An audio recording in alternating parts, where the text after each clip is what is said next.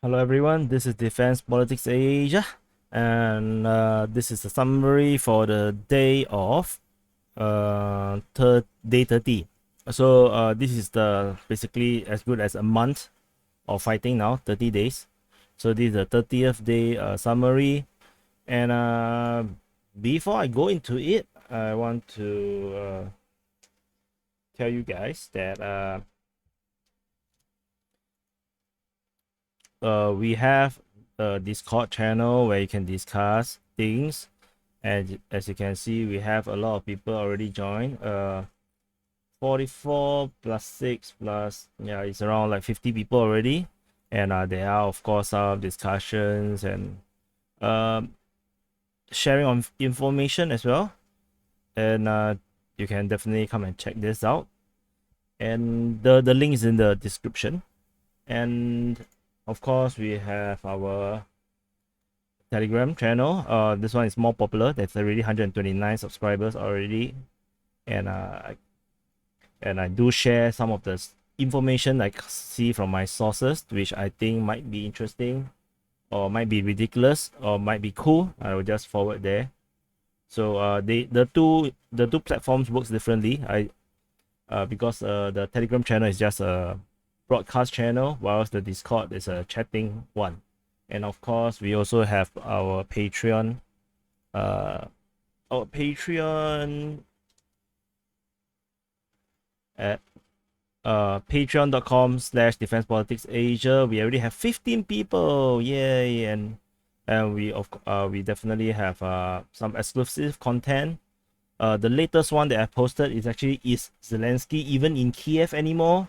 I have some evidence, not really evidence, but some references to kind of discuss about this issue. And you can, by joining, you can actually see this exclusive video, only available for the patrons only. So anyway, so back to the summary. Yeah, oops, wrong button. Yeah, okay. So let's go. Not a lot has happened, and let me see. So let's start with the fuel depot at Kyiv Front. The Russian strikes this fuel installation or fuel base, in their words, in the village of Kalinivka. Here you can actually see this is the facility. This is struck by caliber cruise missiles. I'm not sure how many they have fired.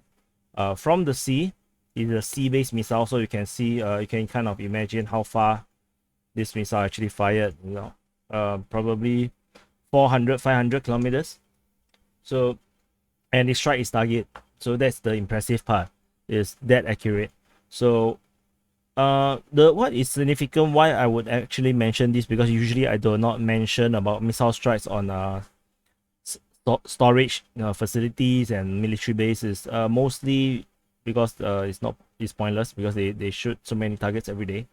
But because the Russian actually mentioned this specifically, and they say that this is the largest of the remaining fuel bases of the armed forces of Ukraine.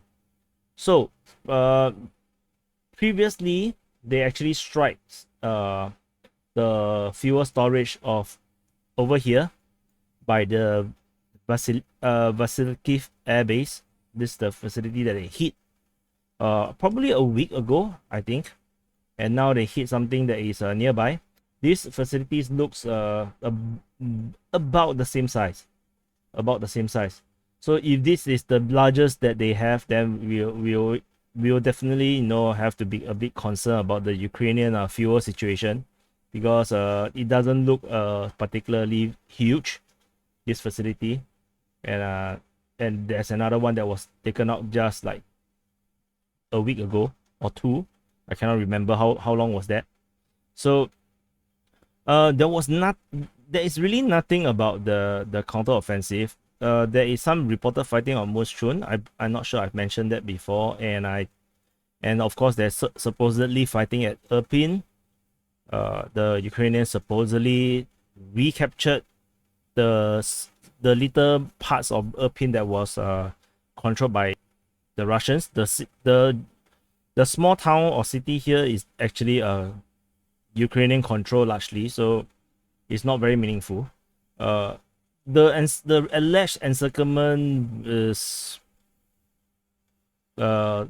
non-existent if you ask me, because the encirclement mentioned was like this, but the reality was like this. And if it's just like this, if it's this big, then there's basically no encirclement, because all these are entrenched position by the Russians, and there is no sign of any breakthrough.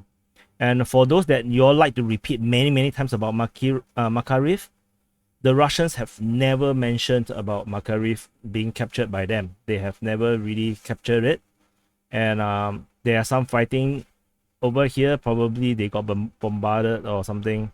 There's a lot of burning at Makariv based on the last time that we checked on the fire map. And the Russians did try to, did some probing attacks.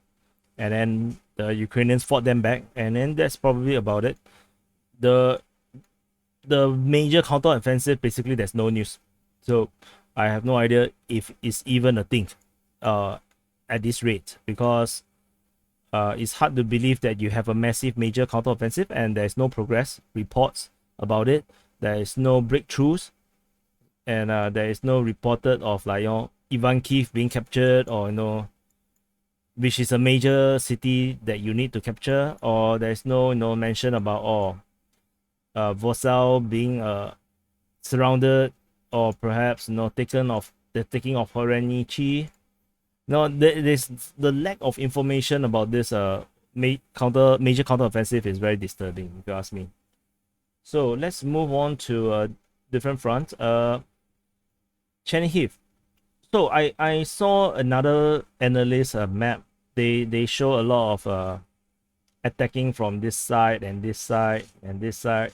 The Ukrainian forces all over the place, and that's kind of weird to me. It's hard for me to believe that there are still Ukrainian forces, roaming around all these areas. Maybe he's right. Maybe I'm wrong.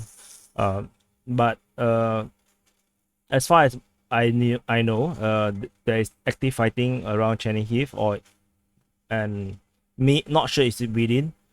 I'm quite sure the Russians are going to stick to this tactic and strategy of not taking the cities. So I don't think the Russians are going to rush in. Perhaps the Ukrainians are trying to rush out and then they got stopped. More likely would be that kind of cases. There's no news regarding Priluki, and no news regarding Sumy. There's no news regarding Ochaika or Trostianets. No news regarding all these places.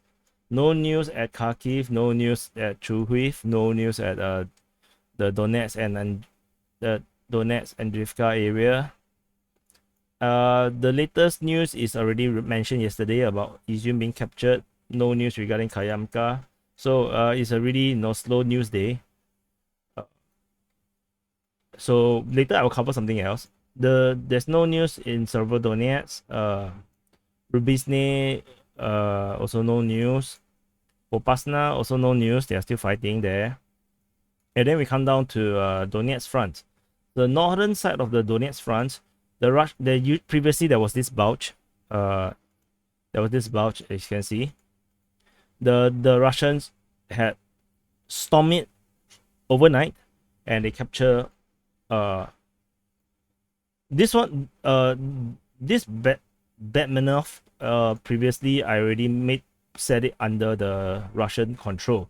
So maybe there are some Ukrainians infiltrated or something, I'm not sure. So they announced the capturing of it again, and then they captured Mikhailivka, Staki, Bermanivka, as well as Troyske. So this overnight punch totally destroyed the entire bulge and clear out this road between Holivka and Donetsk.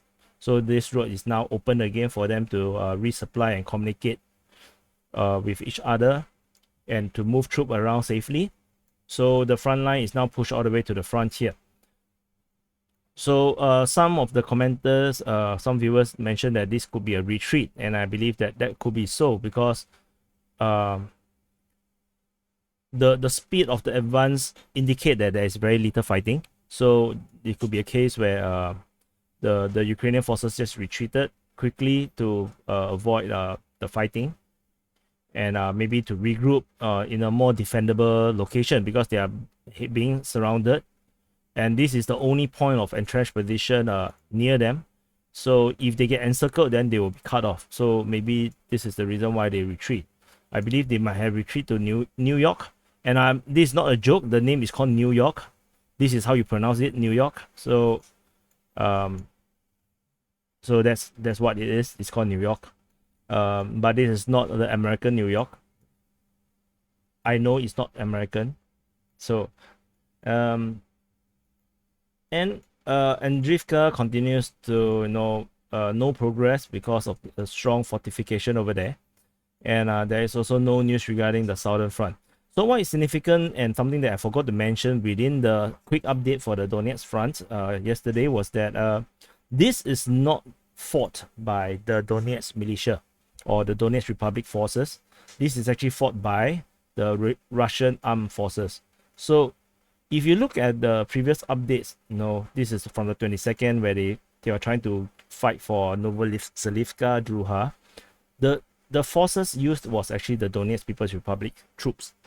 And these are different. These are Russian troops, which means that the lack of progress over here, the lack of progress over here means that the Russians are being called in to come to help and make some kind of breakthrough. So similarly, around a week or two ago, the battle here was actually mostly the battle here from Vonovakha area is predominantly fought by the Donetsk forces, and then after that, due to some kind of lack of progress or somewhat, the entire offense is actually taken over by the Russian forces.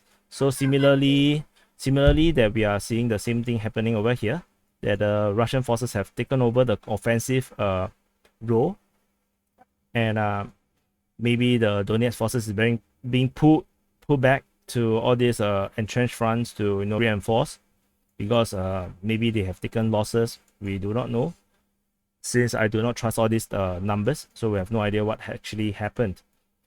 There is no information regarding Mariupol. I do see some of the maps that is from other analysts, and it looks somewhat similar as well. According to my analysis, it's actually very similar. So that's good. And come to Berdyansk.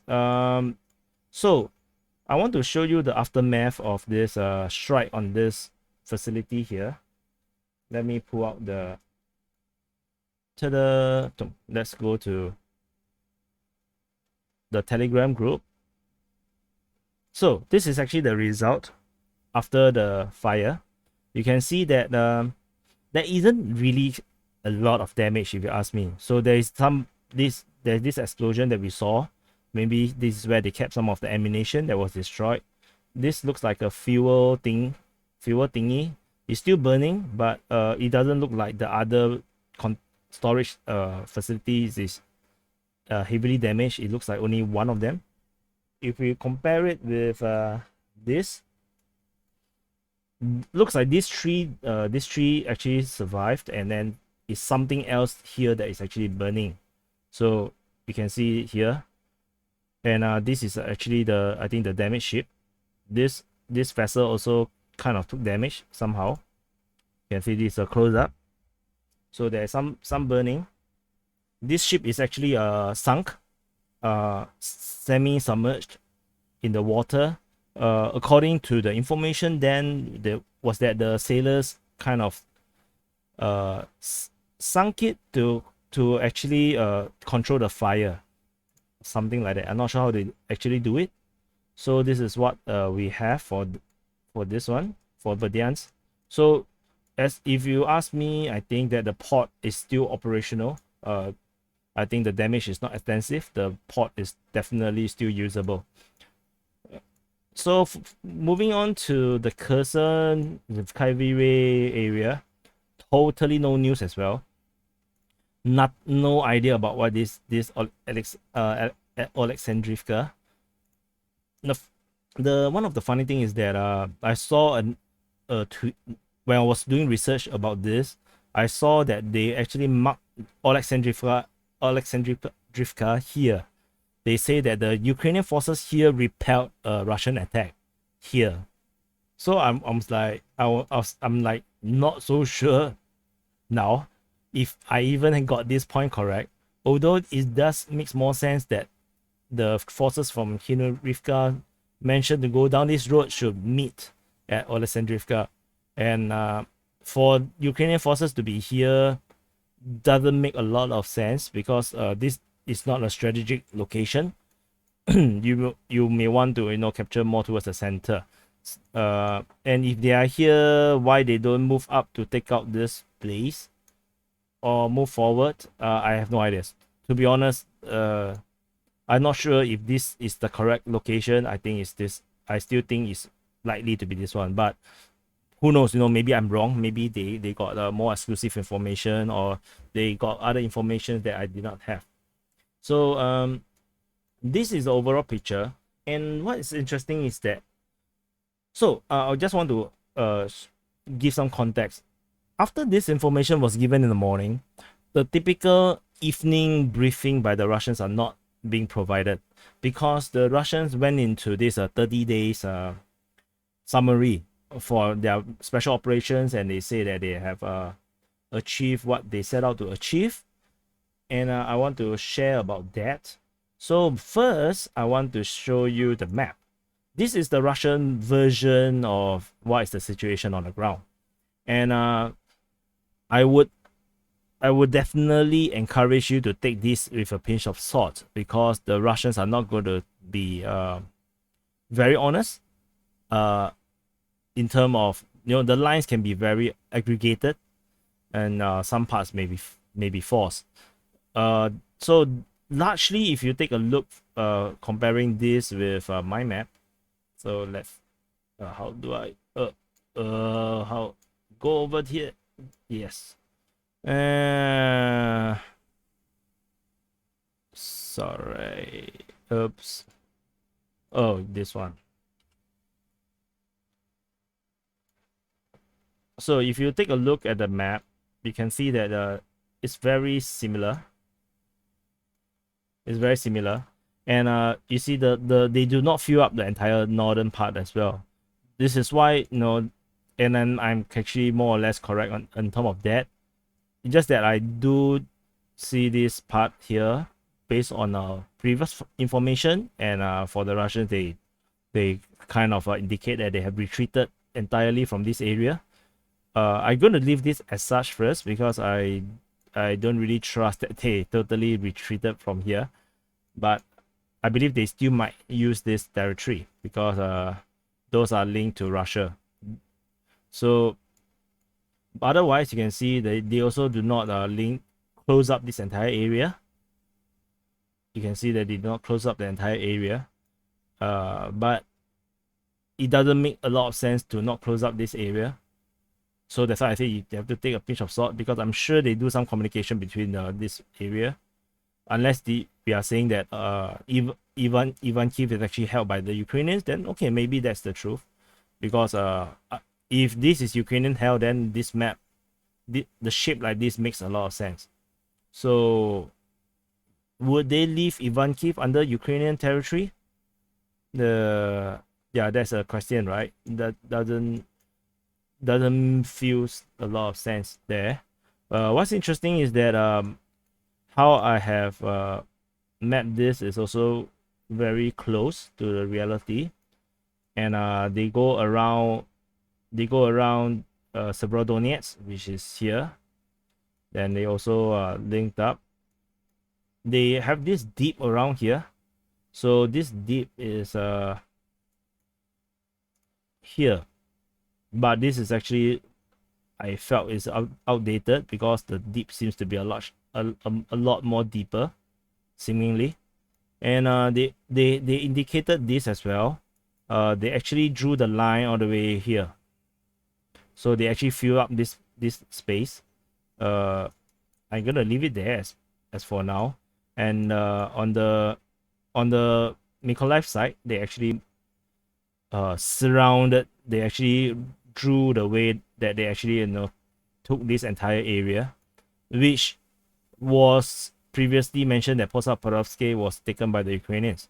So now we have the conflicting information. So let's see if this actually is true. I'm not too sure, because of the lack of information. They also never show about the Chernihiv. That's why I say we need to take a pinch of salt about this map, because this is also can be seen as a propaganda. So, but I'm glad that largely we seem to have more or less very similar map as what the Russians understood on the ground. So we can see that these two oblasts, Luhansk and Donetsk, this is their primary objective, and actually very interestingly, that they actually spelled out very clearly that it is indeed their objective. So let's go to this one of my favorite Telegram channel. The translation is actually called Fisherman. So they have this entire briefing, by the Ministry of Defense of the Russian Federation. So instead of they give the evening report, they actually give this summary. So we do not have any additional information about the fighting and the progress. But we actually have this. So for those that you are anti-Russian, you can stop watching now. Thank you for watching for today. For those that are pro-Russian, you may want to follow me and read this Russian propaganda. So I will kind of pro what is it called? I will actually I forgot the word for what was the word for it. Okay, so I'm gonna read the important parts. So we're not gonna read every single thing. So so the Russian armed forces launched a special military operation in Ukraine. So they strictly followed their plan. So there is a unconditional priority to avoid needless casualties among the civilian population. So they prioritize the use of high precision weapons and carefully destroy military infrastructure, equipment, weapons, ammunition, and property of the enemy troops. So if you are now typing something in the comments, say, oh, these are all fake news, Russian or whatever, please stop watching. This is Russian propaganda. I know this is by the Ministry of Defense of Russia.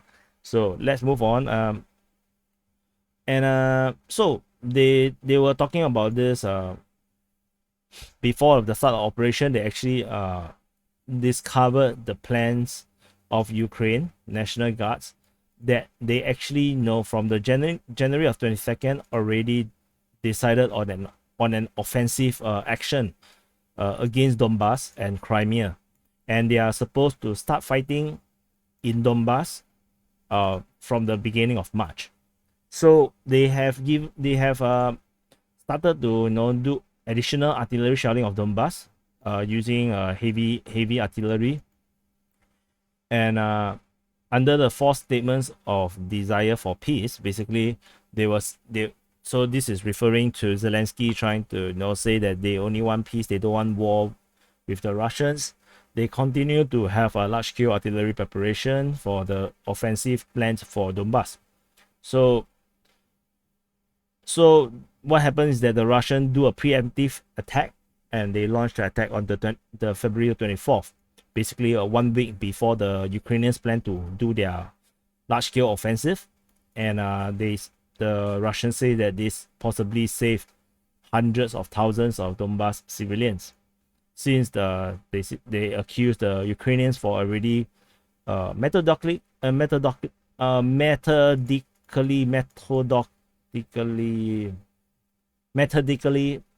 whatever it is, shooting of artillery over the past 8 years.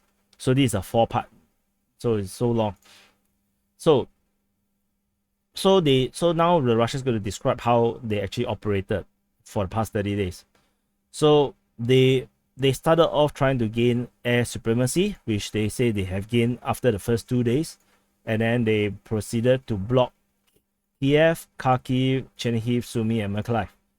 Kherson, then while Kherson and most of Zaporizhia region is under full control of the Russians by now. So this is actually by now. So so now they explain the reasoning for this move. So the Russian troops in the area of blockaded cities, referring to Kharkiv, Kiev, Chernihiv, Sumy, and Mykolaiv, is to constrain the force of Kiev and do not allow them to strengthen the grouping in Donbass. Basically, don't allow them to reinforce until the complete liberation of the territory of DPR and LPR by the Russian army. So DPR is Donetsk People's Republic and LPR is Luhansk or Lugansk People Republic. So this actually corroborated with our analysis, and I think many of you guys in the comments have mentioned multiple times over the past 2 weeks about this strategy where the Russians purposely, send troops into the north and south fronts just to draw forces away from the Eastern Front. And we have this collaboration from the Russian side, and they say that this is exactly what they were trying to do. So the assault was not planned. Okay, so initially the assault was not planned to prevent destruction and minimize loss among personnel. And sorry, I don't understand what this sentence is supposed to mean. The assault, it was not planned to prevent destruction. So the assault is to cause destruction. Okay, this sentence doesn't sound right. So anyway, the defense ministry does not exclude a possibility of individual group fulfilling their task, and their solved successfully. Force means and we concentrate on the main thing, the complete liberation of Donbass. So this, whatever this is supposed to mean, this broken translation, this is the main point, which is what I have been repeating quite a number of times already. The primary objective of this entire operation is the liberation of Donbass, the number one priority. Everything else, the denazification or the neutrality of Ukraine, whatever, these are secondary. The number one priority is the liberation of Donbass. So they also corroborated that the Ukrainian Air Force and air defense is almost completely destroyed. I'm not sure about air defense system. I believe on the west side they still have a lot, but the Air Force is definitely more or less gone. And the Navy ceased to exist because they surrendered within the first few days. So they say the 60 main military airfields from which the Ukrainian Air Force carry out combat sorties were defeated. So 39 arsenals were destroyed. I believe that these 39 arsenals actually means military storage. Well, up to 70% of all the military equipments of Ukraine are stored. So they say that the Ukrainian army has no longer any organized reserve left, and the losses of Ukrainian troops are currently compensated by mobilized and territorial defense.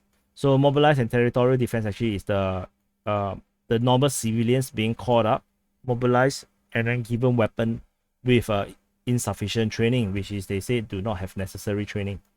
So I believe the no organized reserve means that all the organized reserve, the military trained reserve, have been sent to the front and are currently engaged in combat. Probably this is what it means. So they say that the Ukrainian troops have 30,000 losses, including 14,000 irretrievable and 16,000 that are injured, I believe. Sanitary. They hit shit, so they need to go and clean themselves. So it's sanitary. So of the 2,400 tanks and combat vehicles, 1,500 is destroyed. So we have more than, so this, how much is this? 3/5 of the armored vehicles has been destroyed, which means of the military aircraft, they say 112 were destroyed. I believe the rest are non-combat worthy type. And then they have 75 out of 149 helicopters destroyed, 35 out of 36 TB2 drones destroyed. Meanwhile, actually, there is news that let me come back to this. There is actually news. You see this plane flying from Turkey all the way to Lviv. This is a AN-124 transport, probably.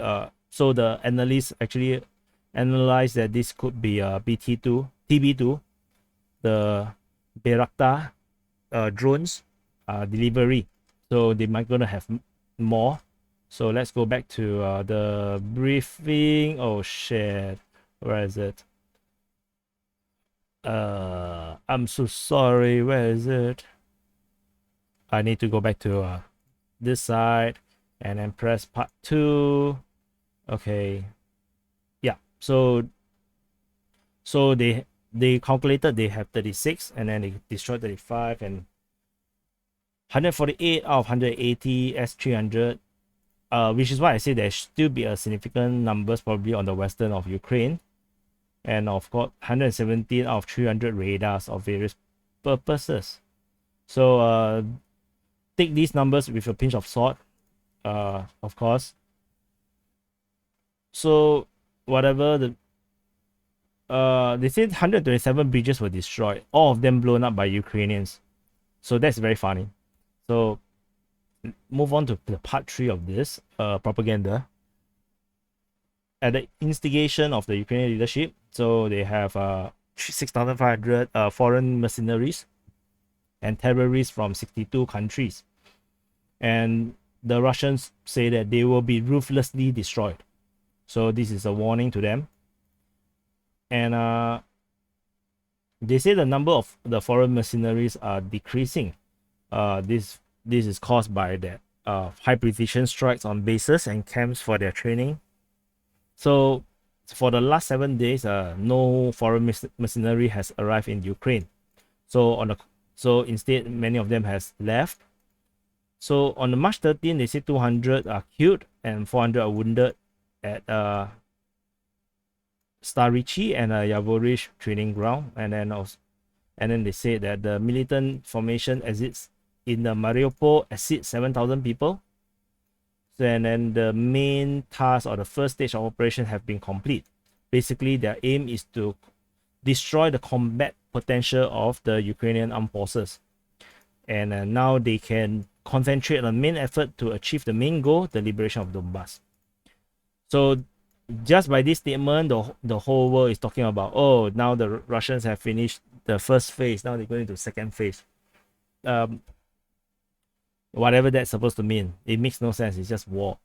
So anyway, the Ukrainian troops in Donbass have a deep layered, well fortified, in engineering terms, defense strips, which is a system of monolithic long-term concrete structures. So basically, this is what I mean by heavily fortified entrenched position with in-depth defense in depth. So to minimize losses of the military of Russia, the LPR and the DPR, so the offensive action always proceed with a powerful fire, basically artillery strikes on the enemy strongholds and on its reserve. So on the beginning, since the beginning of the operation, they say that out of the 59,000 soldiers of the Ukrainians in Donbass, they lost 16,000, so 26% of the total force. So 7,000 is dead. So half of it, less than half of this is actually dead. So the rest are all casualties. So, and then the reinforcement is not doable because of the isolation of the troops of the Donbass. So they say 93% of the territory of Luhansk is liberated, 54% for Donetsk. Then the battle continues in Mariupol, and they say that the resupplying of missiles, ammunition, fuel, and food has been almost completely stopped. So the Russians has been monitoring the reinforcement and resupplying on this East Army, and to the Russians, the assessment is that the resupplying the resupplying is basically almost completely ended, totally gone, almost totally gone. This is not entirely gone, but no, almost completely. So this is actually a very, very bad situation for the Ukrainian forces based on the Russian narrative.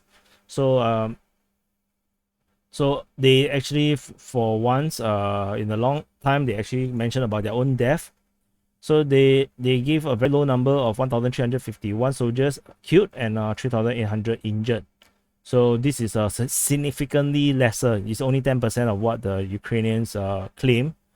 And then they said that there are many Russians volunteering to fight in Ukraine, and more than 23,000 foreigners from 37 countries expressed their readiness to fight for the Russian side. And so the Ministry of Defense of Russia offered the leadership of Luhansk and Donetsk to accept this foreign fighter assistance, but they say they want to defend the land themselves. So they have enough forces and means. So, and all weapons and military equipment captured by the Russians during the special operation, including foreign weaponries, are transferred to Luhansk and Donetsk.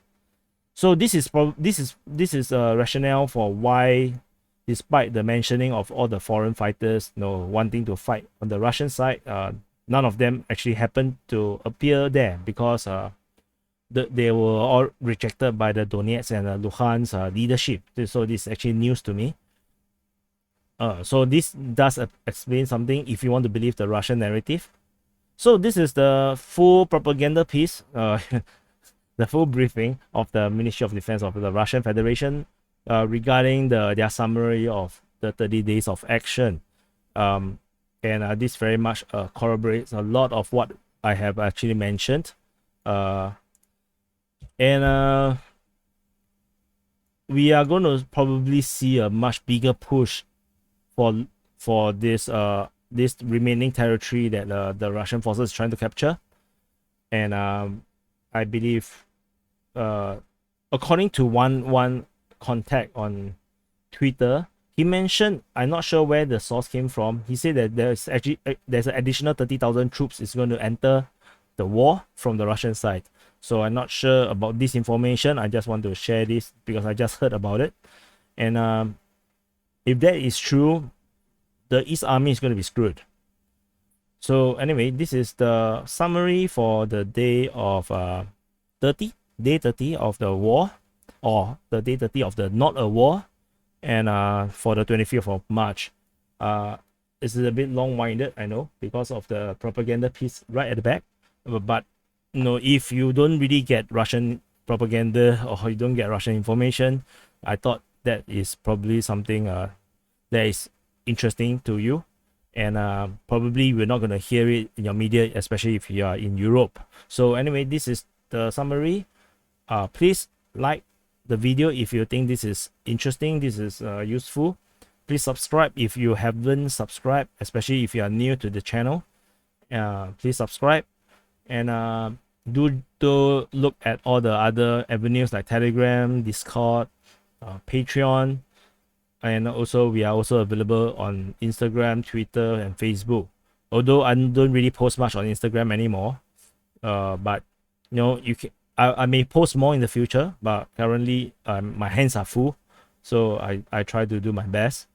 I sometimes rant a bit on Twitter, and I hardly post much, other than some of these videos on Facebook page, because I don't really like Facebook that much anymore. Yeah. So anyway, this is the summary for day 30, and I'll see you in the next update.